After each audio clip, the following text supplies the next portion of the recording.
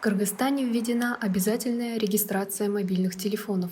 Редакция Акипресс побывала в офисе компании InMobiles, официального оператора идентификации. Да, вы вообще Еще взяли ошол телефон, и доступ когда алаңыздар сатып включил алдыңыз файл. беле? Да.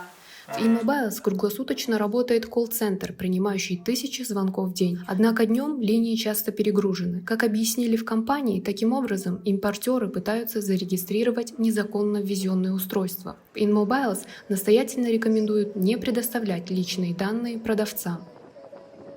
Официальный тариф за регистрацию одного устройства составляет 600 сомов.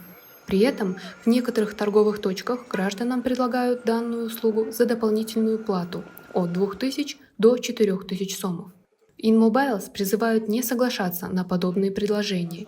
Если вы купили незарегистрированный телефон, рекомендуется вернуть его продавцу. В случае отказа обращаться в правоохранительные органы.